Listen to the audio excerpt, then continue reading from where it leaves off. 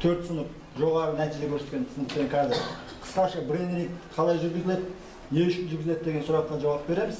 Жалпы брейн-рингтің мақсаты жаңа көрдіңіздер, тест арқылы біз танымдық академиялық процесті қалай жүргізетінін көрсетсек, енді құндылық баланың бойына үшін қалай сіңіруге болады, соның бір методын көрсетеміз.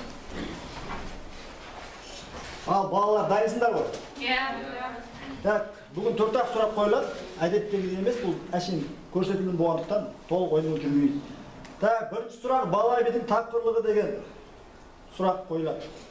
Тақырып: бала би қайтарған шағында елінің игі жақсыларымен кеңесіп отырып, жерден ауыр не, судан терең не, оттан ыстық не, көктен биік не деп сұраған екен. Бұған ешкім ауыз тұшылықтай жауап бере алмаған.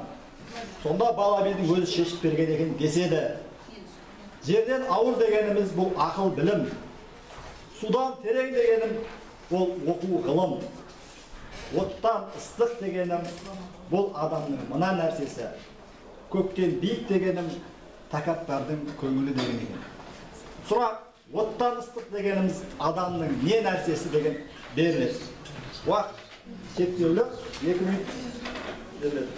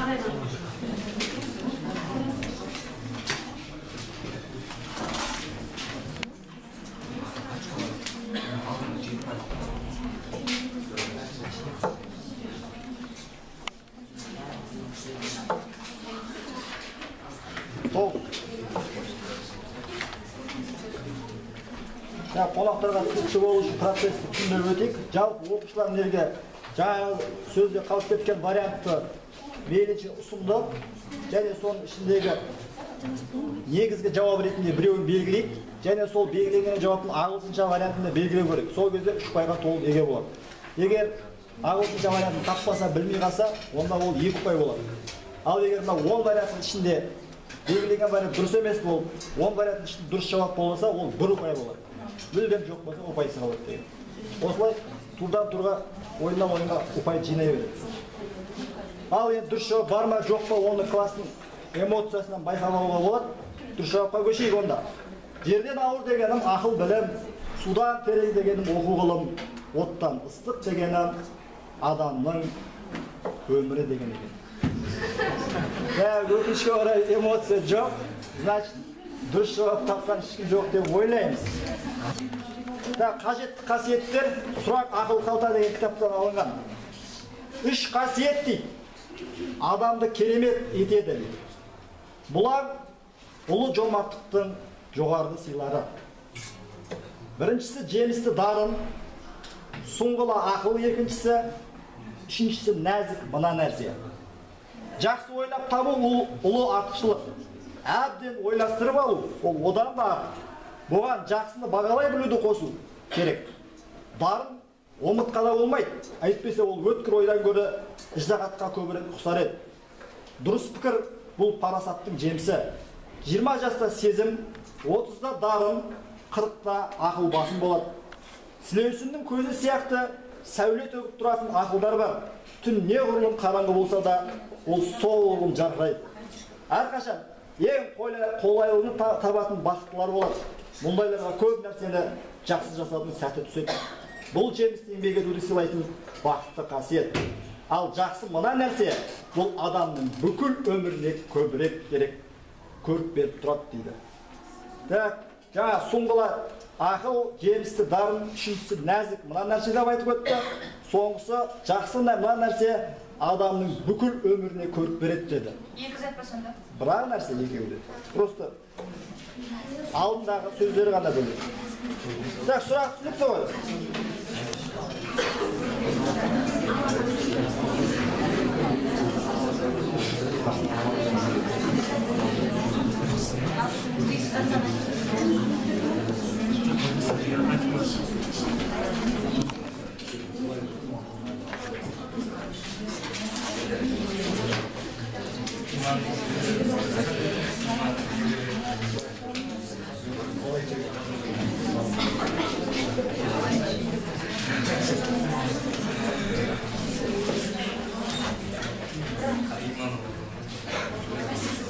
Так, дұрыс жауабына келсек, уақыттамайық. Жалпы бұл үш қасиет жомарттықтың жоғарғы сыйлары деп атады. Ең біріншісі жемісті дарын деді, одан кейін сұңғыла ақыл, үшіншісі нәзік мана нәрсе деді. Соңғы бөлімін оқиын. Ал жақсы талғам адамның бүкіл өміріне көріп береді деген жауап еді. Сондықтан талғам деген вариант еді. Өкінішке орай талғамдар болмады ма, ақылдарың жетпеді ме деген сұрақ. Тағы да екінші сұрақ жауап тұрған. Көріп деген жоқ. Талғам. Үшінші сұраққа көшіп. Үшінші сұрақ бізде енді поэзиялық сұрақ деп айтылады. Сондықтан соған назар аударамыз. Қиналмаймын, ағым көп деп шашымда, қанатымда қараған от жасында, тағы сүрінуге болады, сүйеп қалар досың болса қасында, есел еңбек сүйреп шыққан мен өрге, еңбек етпей ер қызығын көрер ме, тағы саласуға болады, табысуға көзің жетсе егерде, мынау балғын, мынау жап-жас күйінде, төсек тартып қалдым-ау деп күйінбе, тағы ауруға болады. Әлпештейтін кісің болса үйіңде, арманыма, қиялыма сай елім, қадірлеген мақал сөзің мәйеген, тағы үйленуге болады.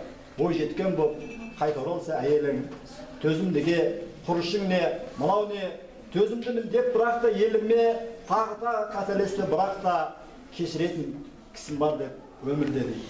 Яғни төзімдіге құрышың не, және мына нәрсе не деп сұрап отыр. Сол жерде қалған сөзді табуға тырысамыз. Құрышың не, мынау нәрсең не, оған разница жоқ дейді. Тағы оқыз берейін соңғы қатар. Төзімдіге құрышың не, мынау не, төзімдімін деп бірақта елірме, тағы қателесті бірақта кешіретін кісім бар деп өмірде дейді. Окей? Яғни құрыш деген не нәрсе? Соған жақында болып келеді.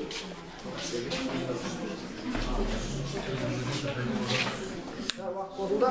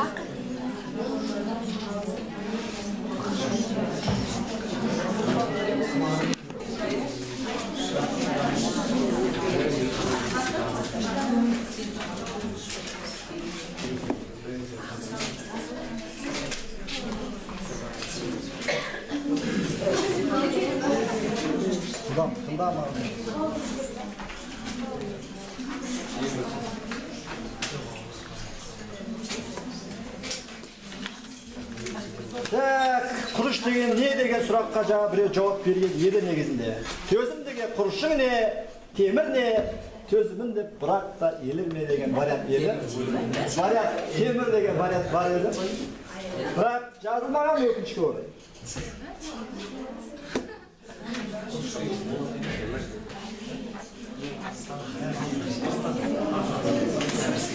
Так, соңғы сұрақ шешеді. Так, Линкольнның мектеп директоріне хаты деген тақырып таңдап алдық. Енді мұғалімдер келетін болғандықтан не деп жазыпты, соны бірге тыңдаймыз. Аңыз бойынша 1855 жылы Америка президенті Авраам Линкольн өзінің баласы оқитын мектептің директорына былай деп хат жазады. Сол хаттағы сөз күні бүгінге дейін өзінің өзектілігін жоймаған дейді. Құлақ түрейік. Баламның барлық адам бірдей әділетті емес. Әр адам шынайы болмысқа ие болмайтынын білуге мәжбүр екенін түсінемін. Бірақ оған әр оңбағанға қарсы тұрған бір батыр, өзімшіл саясаткерді сазға отырғызар адал көшбасшы табылатынын түсіндіріңіз.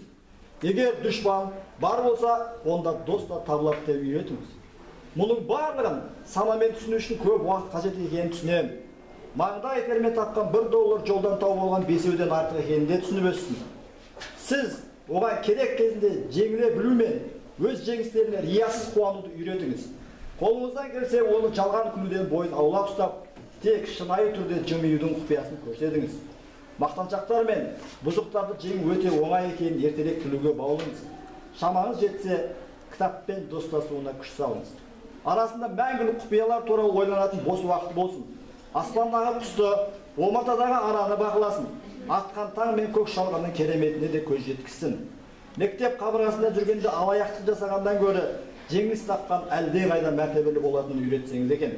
Өзгелер бұрыстығын дәлелдеп тұрса да, өз меніне деген сенімі нық болуға тәрбиелеңіз. Жұмсақ адамдармен жұмсақ, қатыгез адамдармен қатал болуға үйретіңіз. Менің ұлыма тобырға ілесіп жаңсақ басудан сақтайтын рухани қуат беріңіз. Кез келгенді тыңдап, әр сөздің мәні мен мағынасын түсініп, електен өткізіп, тек дұрысы мен ақиқатын таңдауға дағдыландырыңыз. Қайғырып отырып та күле білуге болатынын көрсетіңіз. Көз жасын көрсету ұят еместігін түсіндіріңіз. Арсыздардың қылығына күле білсін, мақтанға бой үйретпесін. Өз ақылы мен күш қуатын ең жоғарғы бағаға сатуды үйретіңіз. Бірақ ешқашан мына нәрсесімен жанын саудаға салмасын. Ысқырығы жер жаратын бос кеуделерді тыңдамауға, өзіндікін дұрыс деп білсе, орнынан тұрып күресуге бел шешіп кіріссін. Оған мейірімді болыңыз. Дегенмен тым жұмсақты таныта бермеңіз. Өйткені тек отқа салған құрыш мықты болып шығады. Ұлыма ымырасыздыққа баратын батылдықты беріңіз. Қайратты болуға рұқсат етіңіз. Әрдайым өзіне деген сенімі нық болсын. Тек сонда ғана оның адамгершілікке деген сенімі зор болмақ. Менің айтқанымды орындау оңай емес. Қолыңыздан келгенін жасап көріңіз. Менің кішкентай ұлым сондай жақсы бала деп бітірген. Сұрақ, бірақ ешқашан мына нәрсесімен жанын саудаға салмасын деп. Бұл енді адамның қасиетті мүшелерінің бірі деп подсказка беруге тырысайын, басқа жаққа лағып кетпес үшін. Сондықтан осы нәрсесін саудаға салудан сақтансын деген не нәрсесі? Жаны мен мына нәрсесі. Тұр, уақыт бастап.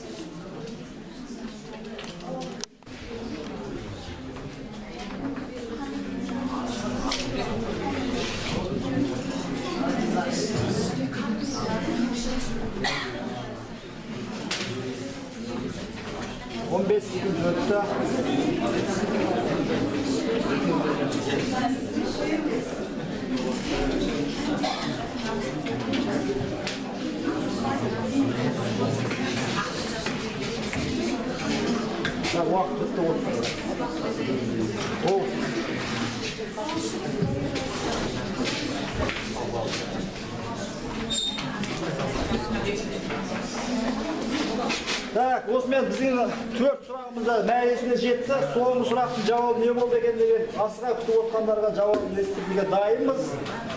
Так, бірақ ешқашан жаныңды саудаға салмасын дегеннің қасында, бірақ ешқашан жүрек пен жанның саудаға салмасын. Жоқтан 1 ұпай алды. Ол әдене. Тренингтің кішігірім көрінісі аяқталды. Бұл 7 сұрақтан тұрады. Ары қарай турнир жалғасады. Бізде осылай әр айда жүріледі. Жоқтан кішігірім сіздерге бір эпизодын көрсетуге тырыстық. Оқушыларға рұқсат. Бүгін барлығы тең 1 ұпаймен тарқасты. Сіздерге рұқсат. Енді жалпы кеткеннен кейін мен бір қорытындылап жіберейін, сонымен сабаққа береміз. Бол, оқушылар босыңдар.